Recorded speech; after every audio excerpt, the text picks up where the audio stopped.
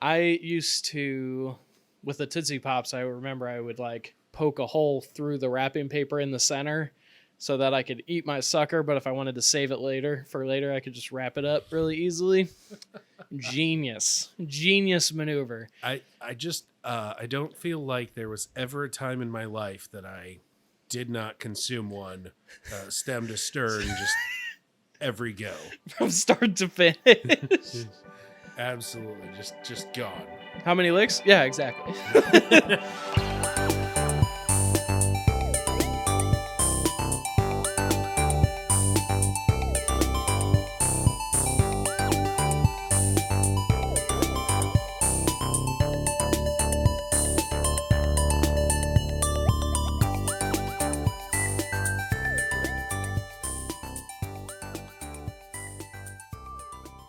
Just a couple quick updates before we dive in. The Como RetroCon, April 22nd here in Columbia at the Stony Creek Hotel. I'll be doing live sound and DJing for the event under my business Drop the Mic DJ service. And my good buddy Jeff, the other co-host, will be at a booth there, so you can come see us. Also, we'll be doing semi-live show. Not that it will be live there, but we will be doing a show there with some audience members. So be sure to get your tickets if you haven't already, if you want to see us there, if you want a chance to be on the show, or if you just are really interested in that sort of thing. It should be a really fun time. So be sure to check that out. That's April 22nd, so just a couple weeks away. Actually, the next episode that releases will be the same day that is going on. The last thing I want to mention is that we've had a couple gaming movies come out the last couple weeks. Jeff and I do plan to watch these and do reviews. Since we want them to still be relevant, those will probably just be released as bonuses throughout the week. So just be sure to check that out. But we're going to watch Tetris, which released on Apple TV, which looks insane. But it looks great. So I'm actually really excited about that one. And then there's the Mario Brothers movie, not the 1986, 87, whatever. Not right the 1980s one. Yeah, right in that era. Yeah, but the new Mario Brothers movie, that the animated Illumination film, which I heard got horrible critic reviews, but it got awesome audience reviews, so you know it's going to be a banger, because I don't trust critics at all these days. But all that to say that things sound a little bit different this week, because my good friend that's here with us today, his name is Bruce. He's a good friend of mine. We're in his lounge enjoying ourselves with a cigar and a drink and hanging out. So the aesthetic might sound a little differently, but still very relaxed. And we're hanging out. And Bruce was nice enough to guest host as Jeff was not available this week. So Bruce, welcome to the show. Thanks for being here. Hey, thanks for having me. Yeah, absolutely. Well, I'm happy to have you here.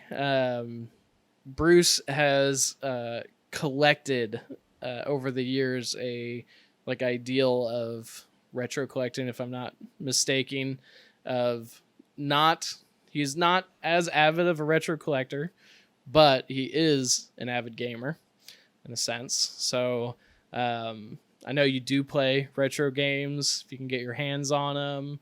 Tell us a little bit about yourself. Yeah, absolutely. I love the feel of retro stuff. I'm just not a collector in general in life of anything. Just I never saw the value of having just stuff. Mm-hmm. But yeah, absolutely gaming. Grew up gaming and dating back to the Atari 2600. So been at it a while. And so, yeah, a lot of fond memories of gaming and just a good experience with it. And that feel, even now, there are a lot of amazing games out there and the realism is amazing, but man, you give me something that has that old classic feel. I feel more at home with those than I do the most modern games. Right. Even if they were made recently. I mean, Stardew Valley that you turned me on to is one of my absolute favorite joys at this moment. It's so good. I wish I could turn everybody on to that. I had the unfortunate episode the other day where I was telling somebody about Stardew, and they're like, "Oh yeah, I've played that," and the tone in their voice was just so unimpressed and it just broke my heart. Like, you know, gamers be gamers, and you like whatever you like. There's like, I'm not big into horror games. I know a lot of people are like, that's like the only thing they'll play, and they're not. I'm not saying that they're bad. It's kind of like country music. It's not necessarily bad. I respect the art, but it's just not for me. But I mean, that's it with gaming. Like, that's the best thing about it, is they're all different kind of games because they're all different kinds of people. And, you know, there's a lot of games that I just could give two, you know, cares about. Right. I just, you know, I like what I like. And, you know, I can see where Stardew does not speak to people. Right. Yeah. If you haven't played it though, I always just recommend everybody to try it out, because I feel like it changed part of me. Starting April 21st until the end of May, I have 5 games on my wish list that have been purchased, that are waiting to be downloaded, that release in that time frame. The next month and a half is just going to be banger after banger after banger. The top 3 include Dead Island 2, which comes out on the 21st, which I'm really excited for. That game's been in development for 12 years. And they just announced like a teaser release last year. Came out of nowhere. Nobody was expecting it. And now it releases in just a couple weeks. Then there's I think it's called Life of Paka, which is a Stardew-like game that looks actually very promising. There's a lot of Stardew mimics out there that are good in their own right, but never really have the quite same feel for me. Just because I'm like, I could just be playing Stardew, but this one looks very good. And then the new Zelda, the Tears of the Kingdom, comes out in late May, and I'll be taking like a week off work and just playing that, hopefully from start to finish. But I assume that's out on the Switch. yes, I've never played the Switch. Interesting. I should bring it sometime, and you can try it out, because it's to me personally, when my wife was nice enough to buy me one for my birthday last year, because she's amazing. She bought me the OLED, the OLED screen, because she knew that I would never purchase it for myself. And I remember when I first got it, I was really excited, but also I was kind of like, ooh, I can't really think of anything that I want to play on it necessarily. But then I found out that Binding of Isaac was on there, which is just in my top 5 games of all time. Then I did buy Breath of the Wild on it, even though I owned it on the Wii U, and I replayed that, and it was amazing. And there's a couple other games on there that are just crisp, and they're so fun. Plus now they actually have the legal emulation on it. As long as you have their subscription service, you have access to like the NES, Super Nintendo, N64, Game Boy, and it's like their flagship titles on there, and they're crisp and great. That's awesome. Yeah, super good. And it's legal. So not to say that, like, you know, whatever, but the legal way for a monthly subscription to play some of those flagship games is just great. So I'll bring it in sometime. I'm conflicted. I think I do like the Steam Deck better just for flexibility of what I can play, and more like I love the Switch for like 3 titles right now. So it's like a whole machine just for 3 games, but that's exactly where, like, I just, you know, I could buy a Switch, but it's like, what would I play on it, you know? Yeah. And but I have, like, I've seen stuff about it, and I do love like the flexibility of just like you can, you know, play it on your screen at home on like the big screen, or you can just play it on, you know, kind of in the same Steam Deck mode of just like there on the screen. Like the handheld. Yeah, handheld, yeah. And so that's cool, but it's just like, man, I don't really invest a lot of time in that sort of stuff.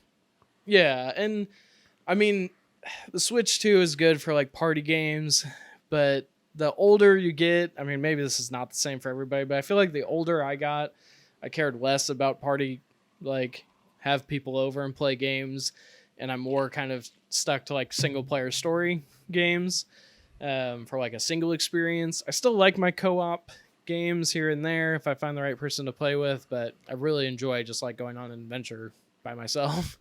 Yeah, it's as you age, I think it's pretty common that, you know, your friends are less free to come over and, you know, spend 8 hours gaming. Right. And I think actually that's an interesting dynamic. So you are I know, prepared to talk about some older games that you really enjoyed and some that you didn't enjoy.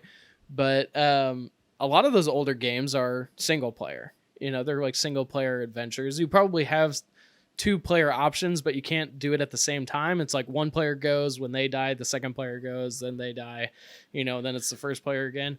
And then there was a period of couch co-op and online like multiplayer, which we're still kind of in. But now I feel like it's going back to kind of story-driven single-player experiences. But I could be wrong about that. But Well, I think you have both. I mean, again, for like, people that are of our age, it's which is still young, by the way. it's going to be, that more single player thing is what you're going to experience. But, you look at like all of the online multiplayer stuff that are just huge. I mean, I never played it, but the huge game with all the dance moves.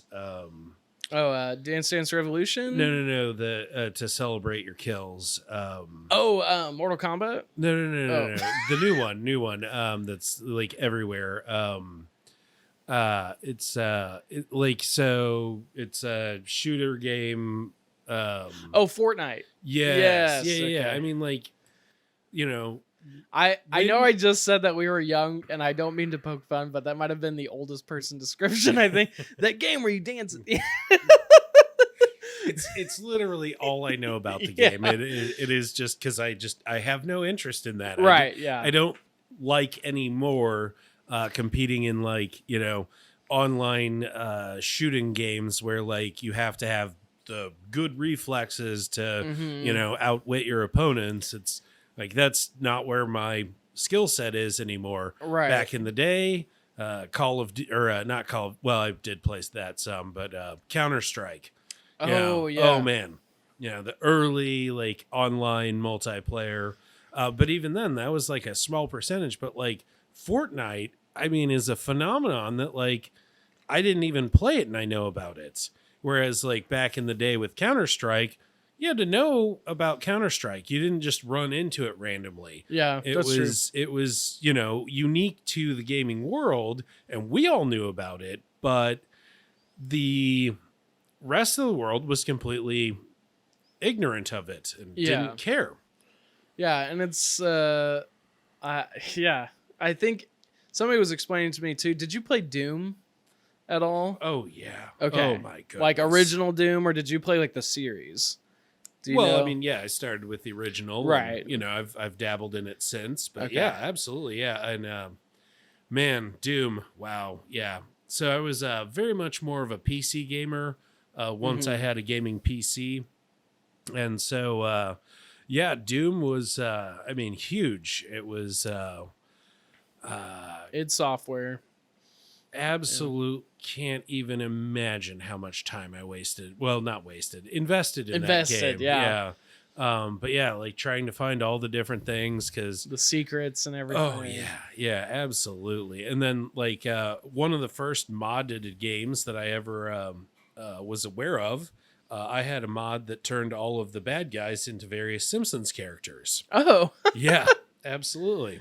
that's And awesome. you could download all kinds of different mods. That's true. Yeah, I mean, I guess I forget that like modding was prevalent. Even like when the first Doom came out. That was like a, you think of modding now almost as like free DLC that like enhances. Like, I mean, Stardew, for example. I've played through the original so many times, and so I was like, okay, I'm gonna do the DLC, or not DLC, but the modded community parts, and they add extra villages and hundreds of characters that you can romance or just hang out with, and they all integrate together. And so it's so perfectly done that it's almost like the creator of the game made it himself, and to add into the game. But it's just like a modding thing. But I don't really think about back then on like the I don't even know what Doom was on, like Windows 95, 98, something like that. Yeah, I mean, I couldn't remember the actual operating system, but Right. whatever was at the time. Yeah. Or a Gateway, if you had that. Well, that was a PC brand. Oh, okay. I got you. Yeah. Yeah. It was a Windows system. It just I gotcha. Gateway put together the hardware for you, so you didn't That have to makes figure sense. out how to build a computer. That's nice of them. Oh man, it was so super necessary at the time. I think Gateway was the one that had like kind of the cow logo, Yep, right? absolutely Okay. cow related. Are they still around? Do you know? No. Okay. I remember my neighbor growing up when I was like maybe just starting out in school. That's how young I was. His name was Joe. He was a little bit older than me, and his family moved away to like LA or something when I was still really young. And then he came back to visit one time when I was a little older, and he had like a brand new Gateway PC tower, like in box and everything. And I can't remember why he was in town, but he was showing it off, and I was like, "Why did you bring this with you?" And he's like, "Well, I bring it with me everywhere because I was in a Gateway commercial, and they gifted me this." And he's like, "And someday I'm gonna retire with this thing."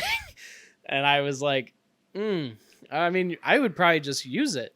Jeff and I talk about all the time about collecting. When does it become not narcissistic, but when does it become to the point of like you forget that it's about playing the game and enjoying the game versus collectors that collect only to have a display piece or only for something that they're like, I could flip this in 30 years and make, X amount of dollars because I know it's going to go up in value. There's no question about it.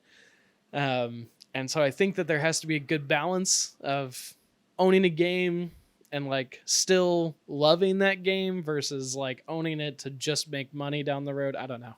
But I could be wrong about that. I don't want to discourage any collector for how they collect. But for me personally, I like to play the collection that I have to kind of keep the memory alive versus just having it on a shelf. Well, yeah, and like that's again that whole like everyone just has their own kind of settings basically. Yeah. For me, that threshold is very low. I do not want to keep things around just for keeping things around. Right. So I collect next to nothing. So I don't have any of my original anything. Mm-hmm. Which is a tragic story about like when we actually got to hang out more and like what I had actually at a given point of time that could have actually been kind of fun for you to like actually go through and try to sell or right. because I actually got a box from my dad shortly before I knew you were into this of a lot of our old gaming stuff.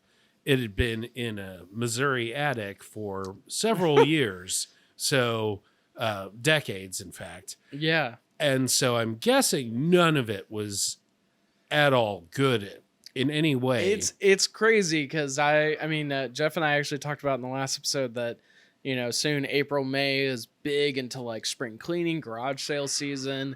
We plan to do a lot of that here in the next couple weeks. When it starts to pick up, like when it starts to go rampant.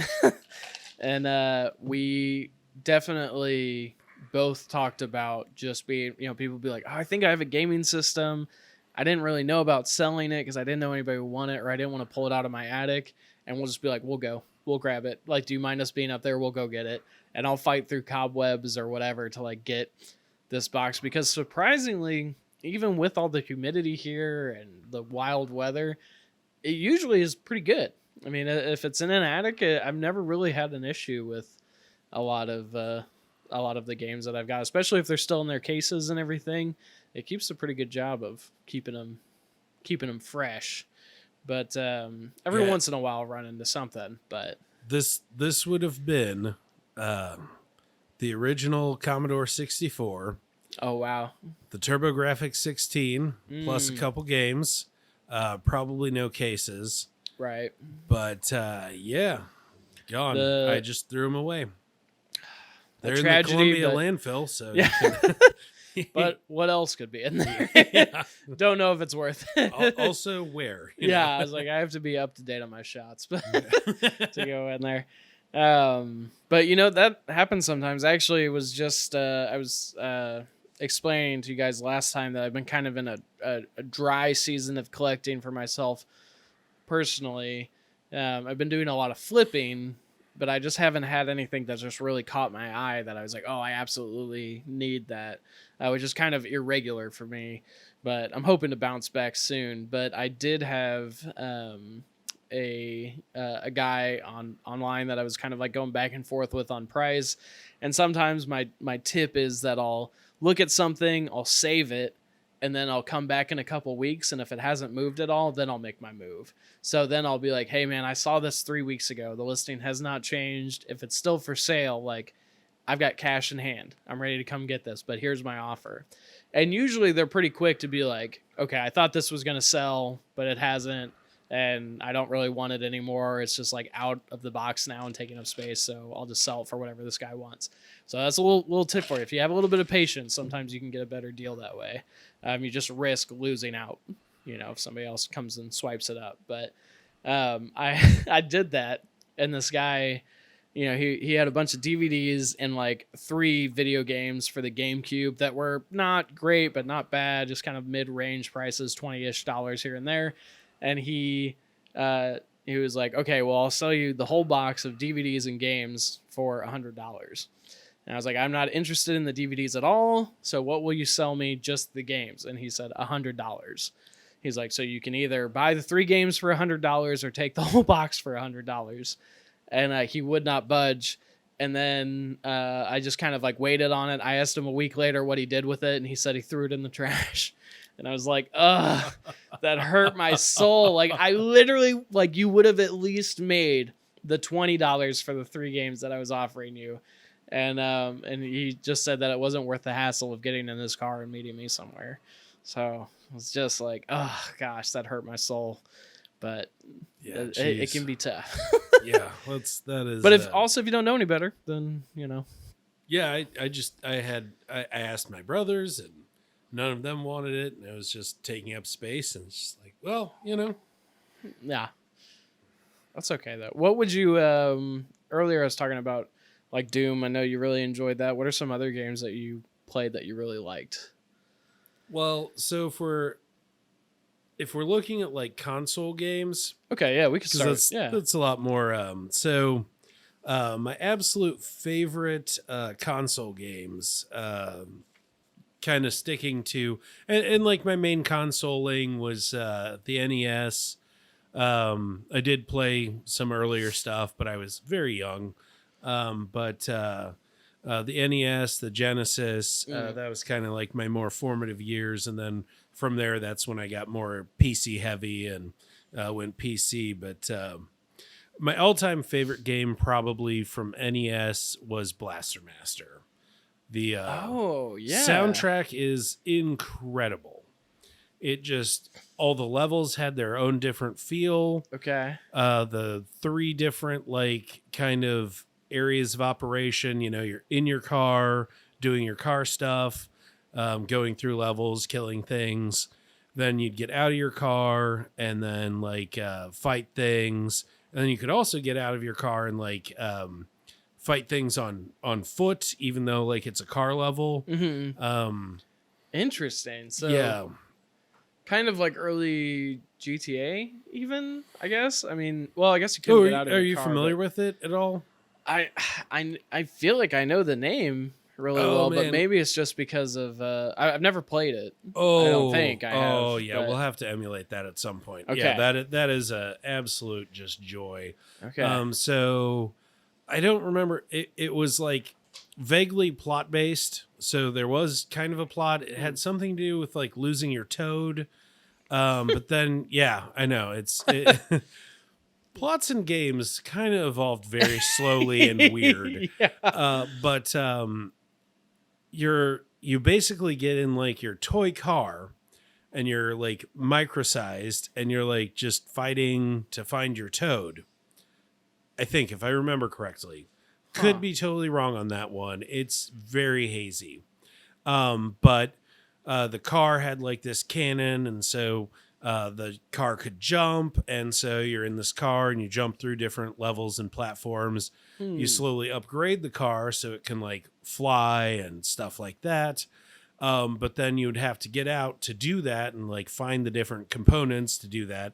You'd get out and you would enter a level, and then it's like not top down. I struggle with the like what the actual mechanic is, but Mhm. you're kind of doing like not your character going around shooting.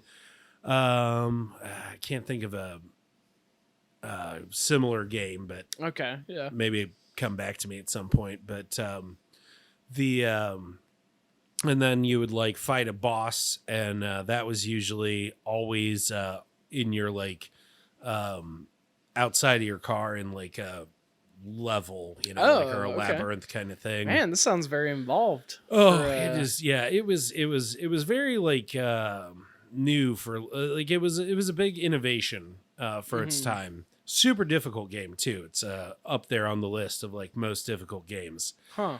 But and playing it live, with an actual machine, unbeatable. I had to emulate to actually beat it because Oh yeah. those save states were required.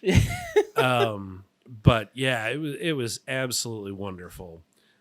Absolutely one of my favorite NES games of all time. Star Tropics. Yes, I actually I think I got rid of them, but I think I owned Star Tropics 1 and 2. And now Jeff owns Star Tropics 1 and 2 if he didn't already, but Yeah, that's an absolutely fantastic yeah. game. The levels where you're like actually fighting the enemies and whatnot. Blaster Master has that same kind of like viewpoint, except you have like a gun. Oh, okay. Yeah, Okay. not a cool. yo-yo or You slingshot. know how bad like after playing Star Tropics, how bad I wanted to make a yo-yo a weapon. Like just as a kid, like I remember I was obsessed with yo-yos for a long time because of that game, and it I always was just like flinging around, just hoping like, oh man, maybe I could knock somebody out with this thing. I did get pretty Um, good with the yo-yo. Really. Oh yeah. I know one of my favorite satisfying scenes too in a movie. I mean, it's up there at least. Is in the second Ninja Turtles movie, in the intro fight sequence. I believe it's Mikey uses a yo-yo to do around the world and like knocks out like 5 bad guys or some ninjas with it or something. And I just was like, oh my gosh, a yo-yo. For the plastic record, piece of crap. the around the world, which I can do, could do at some point, probably not anymore, but it's the exact opposite rotation. It's horizontal, or it's vertical, not around his head. Oh, like really? He did. Yeah. Oh, yeah. I mean, I guess it would make sense. So you But can. it contextually makes sense in the movie. But yeah, it's you set it down and then whip it around. Oh, huh. Mhm. I always had yo-yos. I think the only thing I ever could kind of do was walk the dog, but I was never good about bringing it back up. Like maybe yeah. once or twice I could get it. Yeah. Very I think under appreciated DuckTales was amazing. Oh, nice. Yeah, Jeff actually talked about that last episode. He brought it in to for me to check it out. Like he brought in the physical cartridge. Oh man, I neglected to listen to that one episode Oh. prior to I meant to do it before this, but Well, we just talked about Disney games. So oh nice. Yeah, Mario 3 is an absolute gem. it is. Yeah. Had a friend come over back in the day, and he had the Nintendo Power subscription. And so we went through all of the like very big secrets, like the boat or whatever that you Yeah. can like, and you had to get a very unique combination of things. I don't recall, but yeah, seeing that as like a thing of like, man, you can do all of this and get it just right, and then like this extra thing happens. But I still love to this day the Tanuki suit. Yeah. I think, yes, I love the Tanuki suit. I think my favorite suit, though, in that game is the frog suit. Especially in the water. Especially in the water. I mean, it's fun to use not in the water, but it was painful also. Like, it was a last resort thing for me if I just didn't want to die. But I loved the idea of, with that game specifically, kind of giving you like extra aids to like so you can't beat a level, Right. through the normal course of things. Save up a P-wing, and you can use the P-wing. Just Yeah, and the second Desert Sun level. Oh yeah, Notoriously. I mean, now when I see people speedrun the game, I'm like, oh, I feel like I could do that now. But I saved a P-wing for that level every time, Yep. and I was always upset because I would get to the end of the level, and you have to kind of float down to get to the box, that ends the actual level or the stage. And every time I'd float down, that sun would nab me. So I'd lose my flight ability at the end, and I'd be like, ah, dang it. But I'd be like, at least the level's done, whatever. But I don't think I've ever actually beat Mario 3. I've gotten to the last world or the last section, and I don't even know if I attempted it. I think I just assumed it would be too difficult because my friends always said it was very difficult, and so I just never attempted. I would just start back at World 1. So I never even gave it a shot, but yeah, absolutely. So you were talking about game difficulty. Yes. And Super Mario Brothers 3 is something you don't require or you don't recollect beating. Yes. I'm pretty sure that one is one we beat. I don't have a specific recollection of it, but I'm pretty sure. With the definitely go into difficulty here, but just because you're also coming from a similar place of having siblings, okay, and you're the youngest, also correct, of your Correct. siblings. You have 2 brothers. Yep. I have 6 other siblings, but I also have 2 brothers in that mix of siblings. I was always Luigi. I was always the blue player. I was all, you know what I mean? Like the red player was always player 1, and then the crappy player was always the other guy. And so I was always player 2 for everything. Was that kind of a similar experience for you? Were you always like the kind of not well-known personality? No. So growing up, we went from the original, NES had next to nothing in terms of simulplay. Yeah. And so we almost never played 2-player. I mean, Okay. we would Yeah. maybe, but it's, it was always the same contract, whether we were playing 1-player or 2-player. And we sort of learned early, especially with Mario Brothers, all the 3 of them, that there's no real advantage to playing 2-player because we'd alternate lives and levels. That was the law. Okay. And so you die, you pass the controller, you beat the level, you pass the controller. And so that's exactly how, the 2-player system worked. And there were 3 of us. And so, it's like, well, let's just play 1-player. So let's say you get 1 up and die. Well, okay. The game continues and, we're all just trying to beat the thing. I gotcha. Okay. So yeah. And then we graduated to that to the Genesis. Paul was not my brother, was not the oldest, was super into gaming anymore. And so it was mostly me and my other brother, Kevin. And the games that we played had multiplayer. We really got into sports at that point. And so we're playing against each other, just live interactive. And so, yeah, that was definitely not something that I had growing up. We were pretty egalitarian in that respect. I know that word. I don't, but you'll explain it to me later. And then people will be wise or whatever. They'll be Ermagarian about it. Egalitarian. It's equal. Okay. Bruce has learned. He has a degree of sorts from a college that he went to. He's traveled the world. I'm, not the golfing.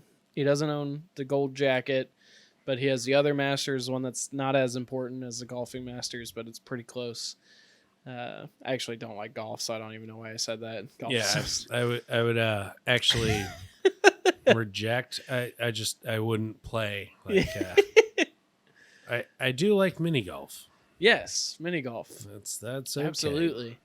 And one of my favorite, my two favorite levels in Mario Bros. 3 were the mini and the big levels that they had for one of the worlds, where some of the objects were super oversized, and then they had one that was like everything was super tiny.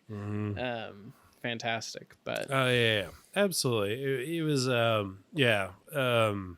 one of the best titles for the NES of all time. it was, and to see the growth from Mario 1, Mario 2, which wasn't even our Mario 2 was not even the Mario 2 that is the same as Japan's. And then Mario 3. Well, and then like let's even go back to that. Did you ever play Mario Brothers? Yes. Yeah.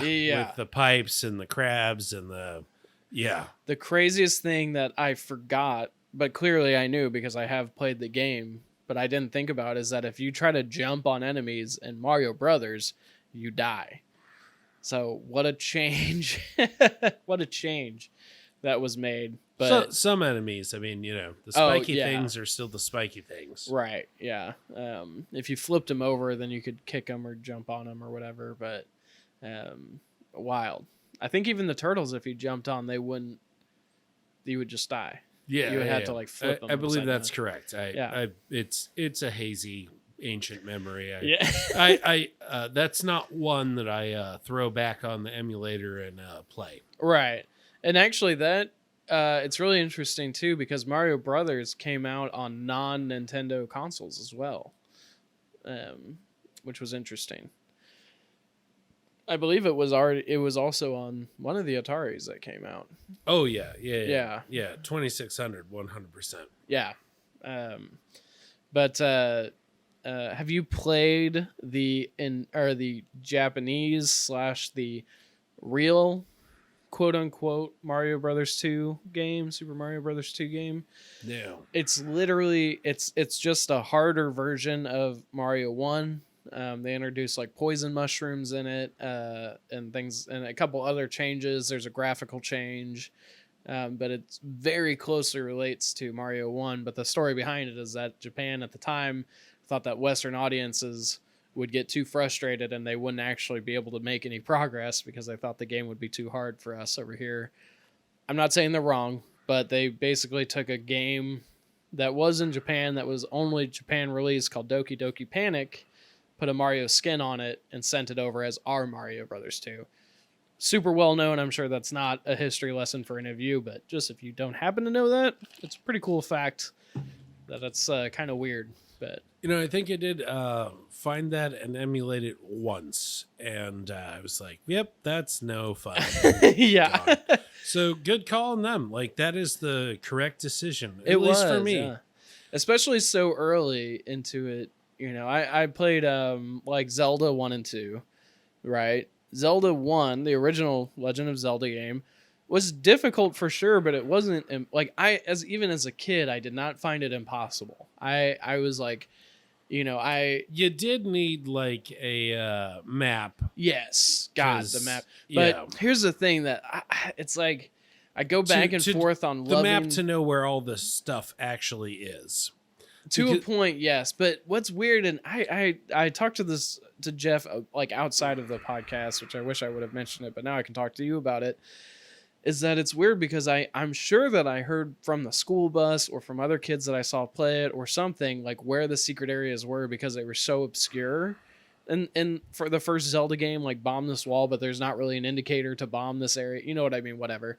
But it's like I feel like I never had an issue finding those secrets.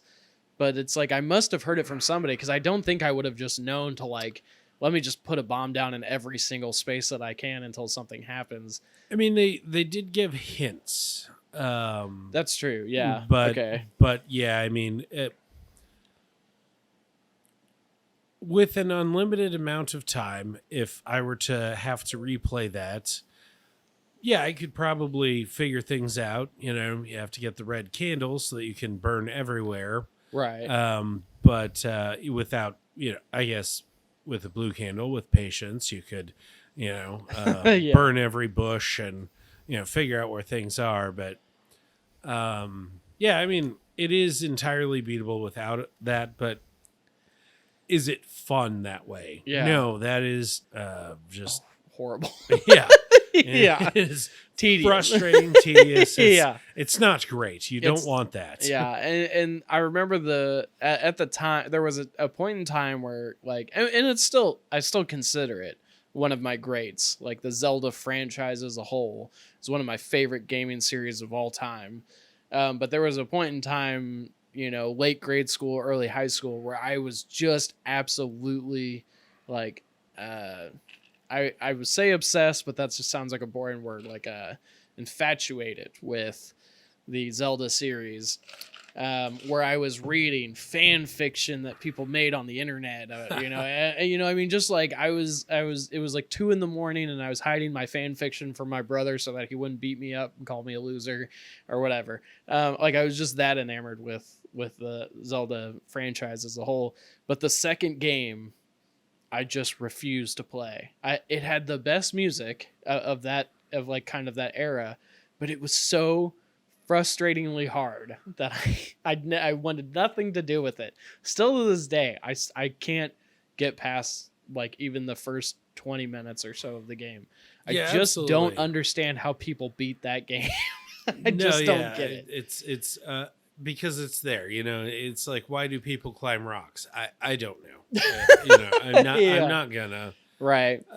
I could if I set my mind to it, I assume, but I don't want to. Yeah. I'm not gonna do it, and I wouldn't enjoy it.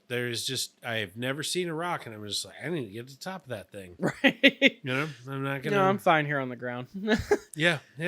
Good job, rock. Be up right. there. I don't care. So I think, talking about the first Zelda game, it's an interesting debate with the new Zelda game coming out in a month. Tears of the Kingdom is a direct sequel to the Breath of the Wild game that came out like 6 years ago at this point, which is wild to think about. But the thing with Breath of the Wild is that it was trying to kind of mimic the feel of a 3D aspect of the first Zelda game. So it kind of had this open world. You can go anywhere and do anything, and there's not really a roadmap. You just kind of like, it's not linear like some of the other titles have been, and you don't need certain items to complete tasks. You can kind of like work around it if you want to, which I really loved, but I think it's weird because I know Tears of the Kingdom is going to be the same as Breath of the Wild in that aspect, which I really liked, but I also love Majora's Mask, and I love Ocarina of Time, and I love A Link to the Past, where like I do have to get certain items to beat certain things because it's like I'm solving puzzles the way they're meant to be solved, which I enjoy. So I feel like I'm going to be conflicted on what style I like better, but I hope that they don't just stick to this new open world format and they kind of go back to a linear sometimes as well. But yeah, I don't know if you have any take on that. But. Yeah, it's a very interesting kind of core concept is just, user experience of the game, and especially from like my vantage point, I went from the earliest part of gaming and, just, not even having a plot. And then like like Mario Brothers. What was the plot? There's no plot. Like, right. Like put corks in those sewers. Like, stop this, and why are there turtles in the sewers? It's a bit of nonsense. To, these very story-based things and, almost, now games with kind of narratives. I mean, we talk about Stardew Valley a lot in this podcast. I've heard a lot about it. I would talk about. I could make a whole podcast just about Stardew Valley. Others have as well, but yeah, I mean, still lots to be said about it. It's a great game, but it's very much just how do you want to play this game, and the creator fortunately kind of left it in a place where, you do Yeah. and I think that's the best thing a game can do. Yeah, that's true. and go from that. And, you know, game makers at this point are modern storytellers if they choose to be. I mean, there are tons of games where obviously that's not what they're doing, but some of the more intelligent games are creating a narrative and hopefully trying to make you think. And that's great. And, maybe try to appreciate the game in that kind of context. Yeah. Okay. That does make a lot of sense. And it's amazing to come from, where we were way back when and see that that's a thing. I mean, gaming, I remember being vilified as just a waste of time and just, not something that, was of any merit. Were your parents pretty like open to the idea of you guys gaming, or was there like a rule set in the house? I mean, my parents tried to outlaw here and there, but the older we got, the more tired they got, and they're like, if they're playing video games, they're not bothering us. So Right. let them rip, Yeah, I mean, I mean, especially like early on when we like first originally got the NES. I mean, your youthful exuberance outweighs your actual physical needs, and so we would stay up to all hours and game, and then they could tell that we were just off the next day and just like, hey, yeah, gaming system has to be off by this time. Like, Yeah. that's but as far as having any sort of issue with the gaming other than overtiredness and just go out and actually be in the outdoors. Yeah. No other pressures against them. They were very fine with it. That's good. I was very fortunate enough to be like kind of in a situation that gaming was like always consistently a part of my life. I have friends that like games, but like now in their adulthood, they've told me, they're like, wow, I think it's probably been maybe 10 years since I've picked up a game and played it. Really? Like, I just don't do that sort of thing. I focus on these other things, but they really enjoyed it when we were younger. But our house was kind of like Outlaw City, where my friends would come over to our place and we had Grand Theft Auto and we had, you know what I mean? And like, it's one of those things where it's like, you better not tell your parents that you played GTA over here, because then it gets taken away from us. But my parents were not very keen to knowing, like, they'd be like, it's a video game on a TV and, like, okay, there's guns in it, but there's not, there's not like a horrible, they weren't following that closely. Until they heard the name, they're like, did you say Grand Theft Auto? Oh no, like, we're taking that.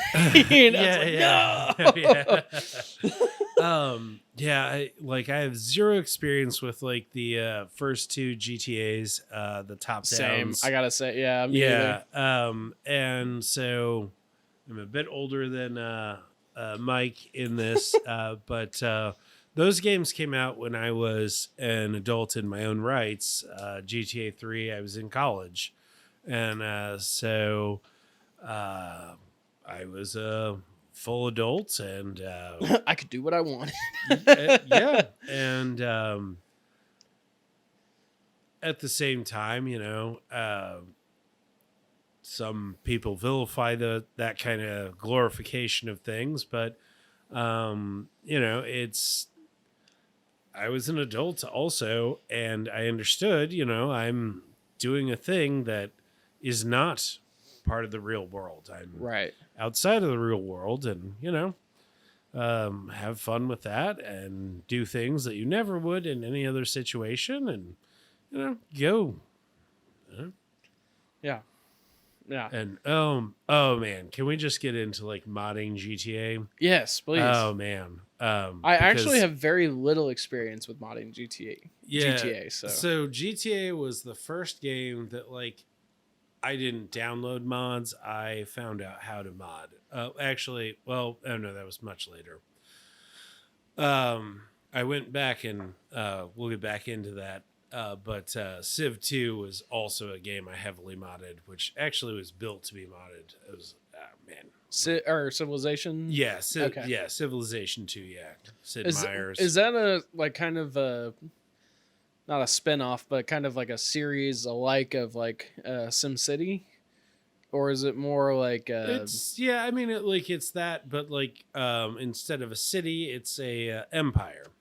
Empire building. Yeah. that sounds really fun actually. Oh man, it is my absolute favorite game, and it just destroys me that like I cannot find anywhere other than like a DOS box or a not DOS box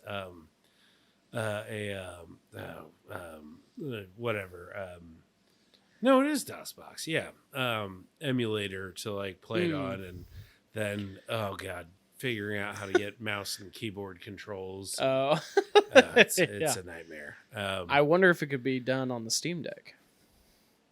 I mean, the Steam Deck. I feel like it's the answer to everyone's prayers. I mean, yeah, yeah, that actually might be more. And I just haven't revisited it because it's 30 Buy a years Steam old or Deck. something Yeah. silly like that. Yeah, can we get sponsored by Steam Oh Deck? my god, that would be But, great. Even if they just give me new thumbsticks, I don't care. It's just like, oh, that would be awesome. But yeah, now getting back into modding GTA Yes, sorry, 3. tangent, but- So the first 3D version of GTA. So there was a config file, and it was in plain text. And so the config file was all of the values of all of the different cars that you can drive. Oh, And so, okay. there's speed, there's all kinds of, everything. The suspension, just literally all of that. And so I played around with it, just making cars faster. That was fun. You can have any car, like even the like jalopy kind of level cars. They would just, perform like the highest end cars. You can change their weight. It's, That's crazy. I didn't oh, even man. know that there was. I mean, it makes sense because it would have to be programmed into the game for the cars they have. But Yeah, that's wild. but it being in plain text means that you could just open that config file in a regular, text editor of any ilk, and make changes, and then it performs that way. And the funniest thing I ever did was I changed the suspension on cars just in such a way that as you're playing the game, you'd walk up to a car would be in your view, and it would just be parked, but it would be kind of jumpy because the values were extreme. And then you get in the car, and the game was so intelligent, the added weight of your character in the car or whatever the mechanic was right. would just unhinge the thing, and it would just bounce and just shoot everywhere and then eventually explode. But God, Right. it was hilarious. Oh Just my god. getting in a car, just like bling, and then it's just flying. And oh my God, it was just such a, and it was that I'm in control of this happening. Yes. I am the author of this insanity, and I literally nearly peed myself. It was so funny. Oh man, I've only played the GTA titles on consoles. I'm heavily debating. I just don't know what to do. I'm one of the rare people that, even though it's been out forever and I want GTA 6 to be here, and I know that it's overhyped and everything, and online can be kind of stupid sometimes, I really enjoy GTA 5. Like when I pop it in and I play it, I have a good time for what it is. There's a lot of debate going on about like, oh, they're just sucking money out of you, which is all not false. Are you playing online at this point? I play online and I play story. You know, I kind of go back and forth because they both kind of have their pros and cons in my mind. But I've always played on consoles. I'm kind of weighing whether or not I want to buy GTA 5 for the Steam Deck because it is approved to run on there very well as of recent. And it's at of course, also at a very low price point at the moment. I'm just afraid to get sucked back into it, and then, you know, it's like I should have just waited for GTA 6 because it's already leaked and it's going to be coming out soon, and I don't know. But for what it was, I really did enjoy the time that I put into GTA 5, even when I just played it by myself.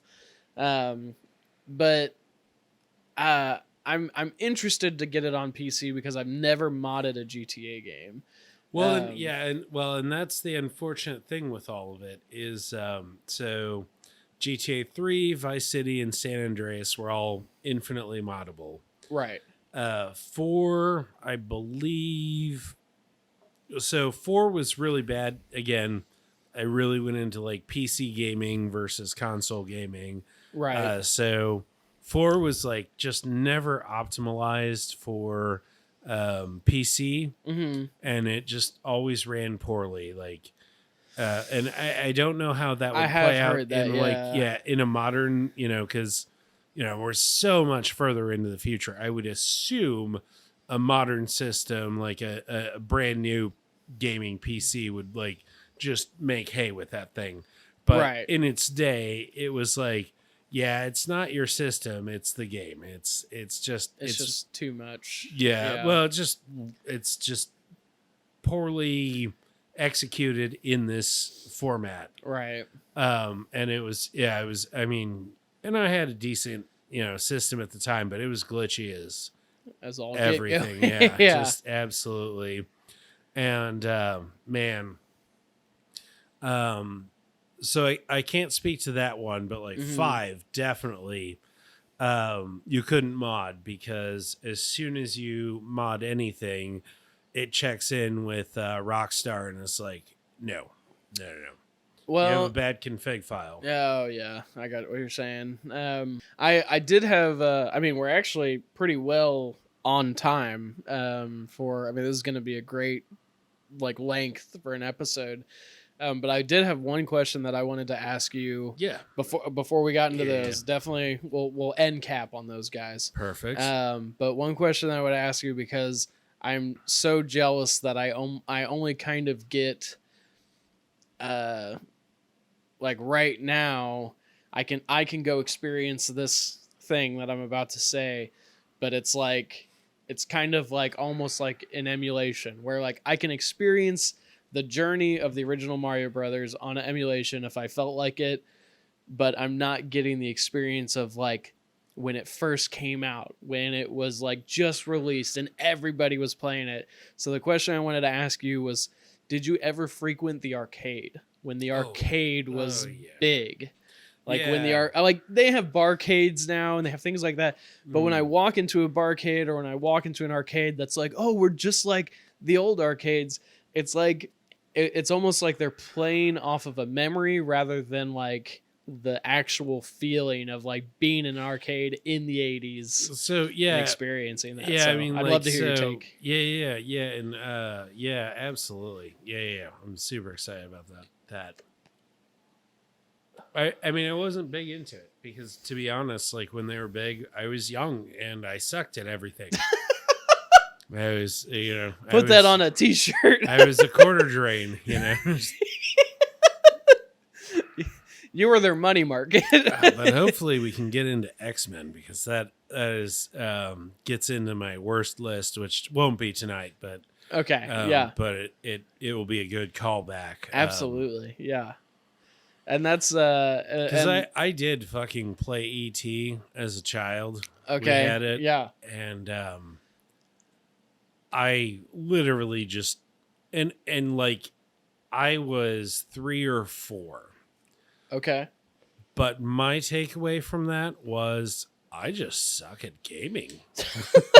It did not occur to me that this game just sucks. Like, right. It's, you know, it's like, wow, I'm not very good. Yeah, no, in the pits and like just out in.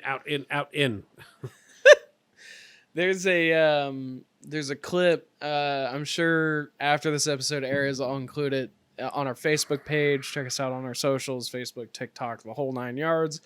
Except for Instagram, because I don't have time to keep up with Instagram stuff, or Twitter, or I guess really the whole 9 yards means Facebook and TikTok. But there's a clip from Conan O'Brien, who's one of my favorite TV personalities of all time, talk show hosts, everything. Still to this day is one of my favorites. He did a segment for a while where he just played games that people recommended. So he'd do it for his show and just play games. And one of the games he played was E.T.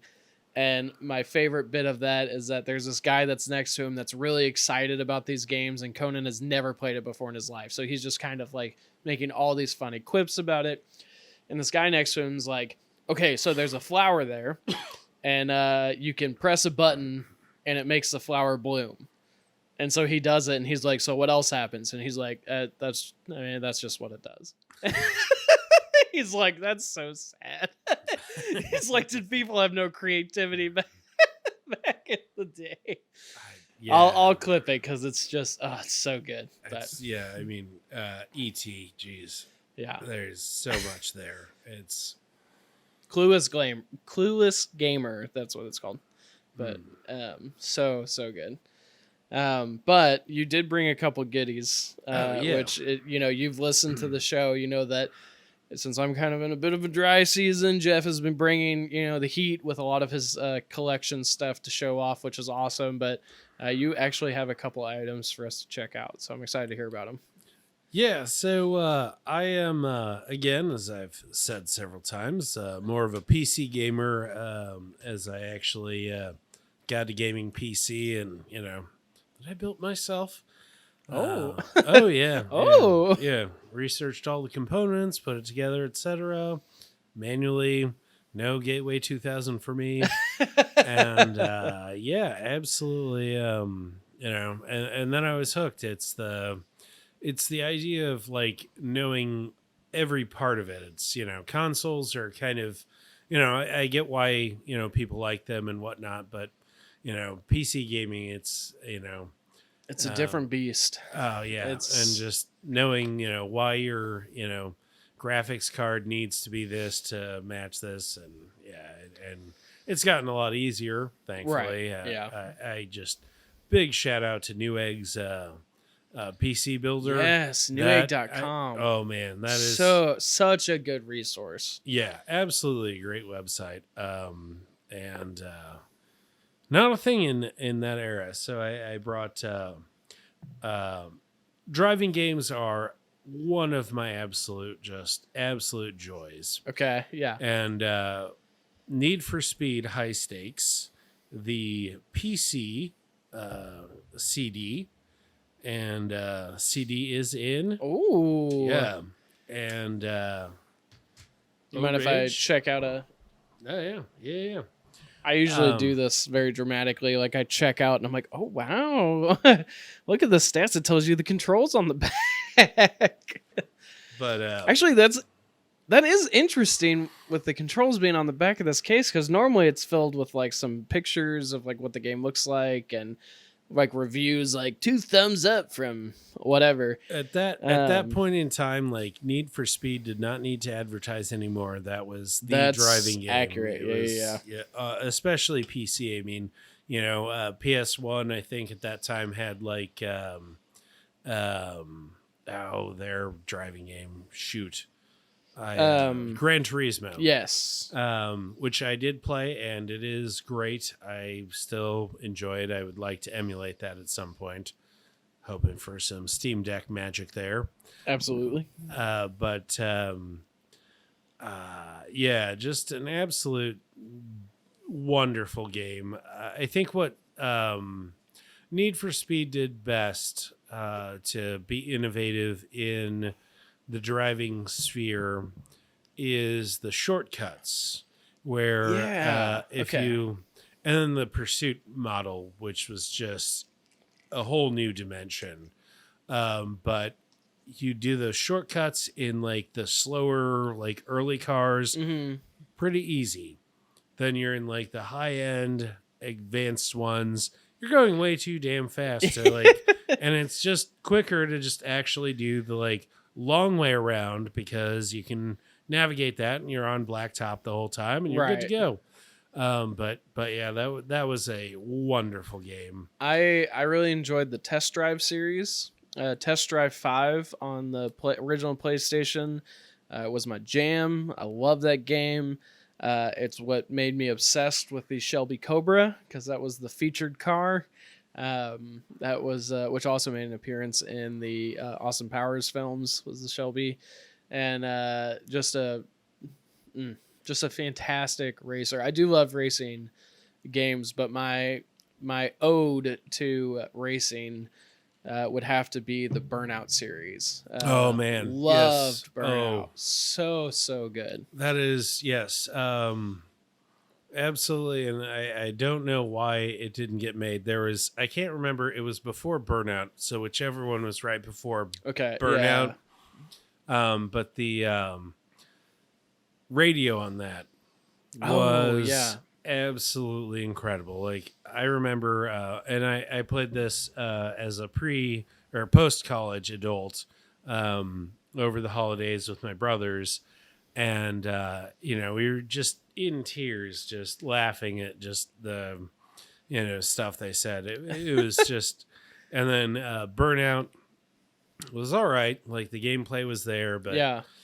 they absolutely just failed to get that same level of like radio of just Right. Yeah. That I feel like there's a lot of games that kind of like I don't know. It's like now they kind of pick and choose. Like, okay, we're gonna have a really good racing experience, but everything else is gonna be a little bit less. Or we're gonna have really good extras, but then the racing experience is like, it's okay.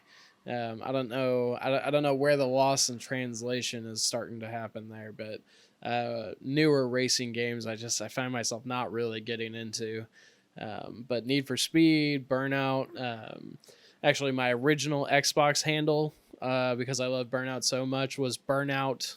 I think I was the first person to have just Burnout was my Xbox name. Nice. And I had that for years, and then I changed it to Zombie Hunter when I became obsessed with zombie stuff. I've seen that. Yep. But yeah, I played Test Drive 3, which is actually on PC way back in the that was like Windows 3 days, but or 4.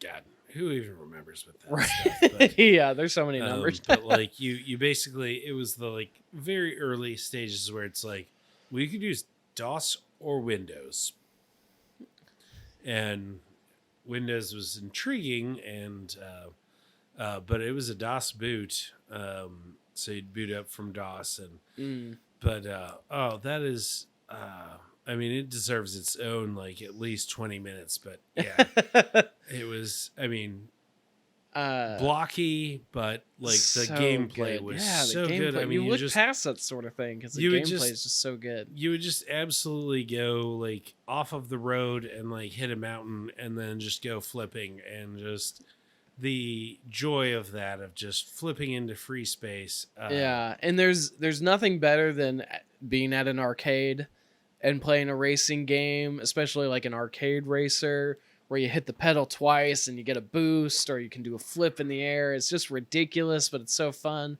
But my absolute favorite racing game of all time, which is the only I think the only thing I've ever considered to buy at market value because I just want to own one.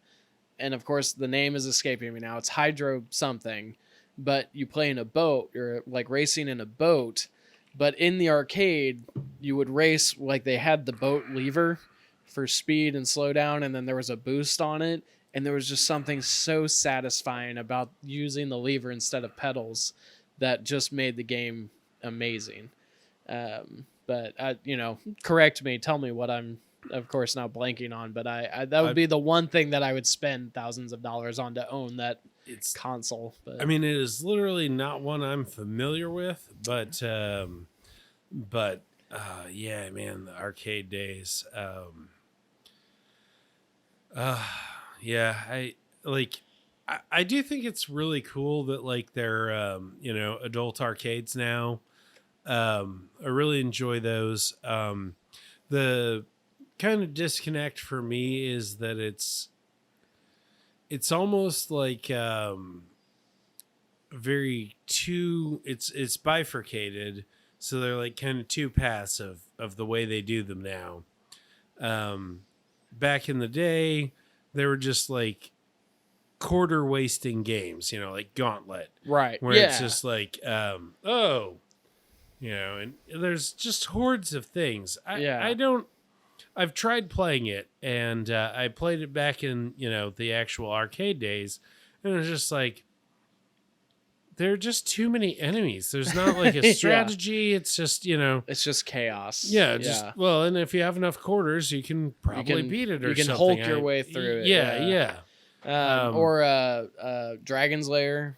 Oh yeah, Jesus, that which was, you choose the wrong thing and you die and you got to start over at the beginning again. But like if you knew how to beat it, you're just impressing your friends. It's like you put in one quarter and you can beat the whole thing in one go because like every scenario that plays out and like when the quick time events are and stuff. Yeah, but the animation style, like the crazy. animation style sold that game, but gameplay was garbage. It was right. Gameplay was more. It was more just a full game of quick time events. It was the choose your own adventure of arcade games. Yes. Get to where you get based on your decisions, and enter a quarter if you didn't guess right. Right. Yeah. Pay the toll.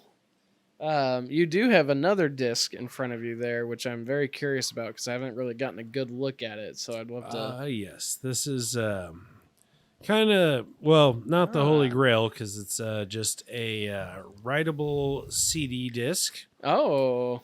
Where Civilization 2 has been written. And that was kind of what pushed me towards PC gaming. Gotcha.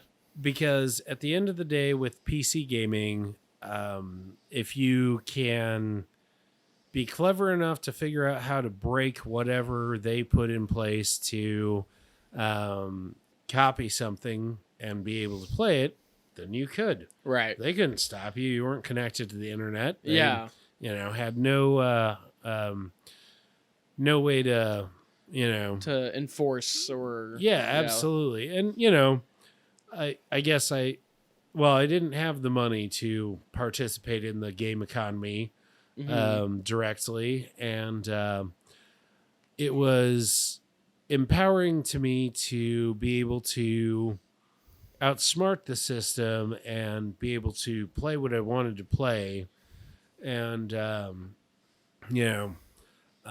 have that whole world of games opened up to me. Right. Prior to that, I was, a child that, not that my parents were poor, but it was a game at your birthday and Christmas. Yeah. Jeff and I talked about that last episode. So yeah, that's perfect callback there. Absolutely. And, like that, it's, you get a bum game. I mean, I bought Popeye for NES one year for my birthday. Yeah, that was and that is not, I remember playing it and I have no fondness for it. Right. And I wouldn't even emulate it. I wouldn't even waste the time to download it for free. Right. Yeah. Or through a legitimate streaming platform. I was gonna say, I will say that they actually, I think the Switch indie developer for the Switch released a modernized version of that game, and it also got horrible reviews. It's it's Mario Brothers with a very slight twist. It's the original, not super emphasis on that, but yeah. So, but yeah, it was that empowerment of just like, I can just outsmart them and I get it anyway. Right. And, now I'm a monetary contributor to the gaming environment, so I feel good about that. And, right. Either way, I still got to play those games. That's true. Yeah. And the statute of limitations is over. Yes. I can freely talk about it now. Man, this has been such a great episode. I really appreciate you coming on and hosting, or co-hosting this with me. I know Jeff is very appreciative. We definitely want to have you back on for another episode in the future because this has gone so well. It was absolutely wonderful, and I hope that the listeners to your podcast really enjoyed this as much as I did. It's actually been an absolute blast. It has been. It's so fun. Get into podcasting. I know now everybody's like, everybody's got a podcast for everything, but why not? Why not? It gets back into what it's like gaming. There's people that are interested in it, make it and see what happens. Yeah, exactly. So especially if you have the resources to do it and the time to do it, and you're not just about like, oh, is this going to make money? Is this going to be super popular? Whatever. If you get that out of your head and you just have an idea and you want to do something fun, it's going to be successful for you, and that's what matters. So I appreciate you coming on today, co-hosting with me, offering your space, your solitude, your fortress for us to just kind of relax and enjoy. I'd love it. All right, guys. And just like I say at the end of every episode now, because I keep forgetting, always remember to collect, play, and repeat. Let's talk to you guys later.